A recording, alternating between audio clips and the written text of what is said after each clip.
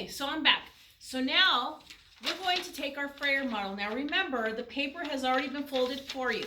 But what you do with the paper, if you want to fold it again, is you fold it in half, then you fold it in half again, and then you take the inside corner, not the end corners, but the inside corner, and you fold it there.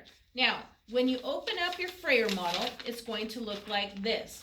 This Frayer model looks exactly like what I have here on the board. I have the center piece, and in the center, I'm expecting you to write simplify expressions. And then I'm expecting you to write this in this square, this in this square, this in this square, and this in this square. So that's what I am expecting to see in very neat writing on this Frayer model. So with that, let's go ahead and get started. So I'm going to talk you through it. So over here we have our original expression, 5x plus x parentheses x plus 6 plus 3x. I rewrote it to 5x plus 6 plus 3x. Now, what we're trying to do is to simplify the expression.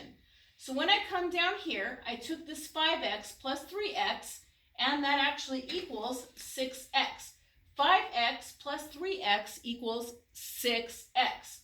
1, 2, 3, 4, 5 plus one more is 6x. Now, I come over here, and the other like term is plus 3x, plus 6. So here we have 9x plus 6. Okay, so this is an example, and what I want you to do is have an example in each quadrant of your Frayer model. So this is the first one over here. So now when we come over to this side, this is what I'm expecting you to write. I want you to rewrite the problem. We're going to write it the first time. 5x plus parentheses x plus 6 parentheses plus 3x. So we come to the next line, and I have you rewrite it. 5x plus x plus 6 plus 3x. So now all we have to do is count the x's. And here is 5. So 1, 2, 3, 4, 5. We have 5 x's because this is telling us to count x 5 times. Plus 1x plus 6x plus 3x's. So kind of the same thing happens here. So I'm just writing it differently using the x's. So let's count the x's. 1, 2, 3, 4, 5, 6, 7, 8, 9. I have counted 9 x's. I counted x 9 times plus 6. This one doesn't have any like terms, so we just bring it down and we just write it right there. So again, it shows 9x plus 6. We were just showing it differently by drawing the x's. So when we come over here to this quadrant, I have the original expression again. I rewrote it, and then I drew my x's underneath. X, x, x, x, x. I have 5. 1, 2, 3, 4, 5 plus 1x plus 3x. Except this time, I'm going to write a different equivalent expression. It still is equivalent, it's just an expression. It just looks different, but it's the same thing. So here we go. On this time around, in this quadrant, I add these 5 plus 1. 1, 2, 3, 4, 5 plus 1 is 6, so we have 6x.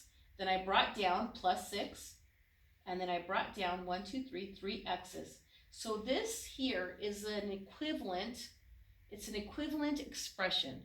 It's an equivalent expression of this original expression. It's the same, it's just written differently. So now let's come over to this side. So on this side, I did things just slightly different, but it's basically the same. I wrote the same expression again. 5x plus parentheses x plus 6 parentheses plus 3x. I rewrote it as 5x plus x plus 6 plus 3x. Here I come again when I drew my little x's underneath, and I drew my little x's underneath. So let's count our x's. 1, 2, 3, 4, 5, 6, 7, 8. I have 8 x's. Plus 1 standalone x, plus 6 that doesn't have any other like terms. And I still get 1, 2, 3, 4, 5, 6, 7, 8, 9, 9x plus 6. So what I've done here in this Frayer model is I have taken the one expression and I have written it 3 other different ways.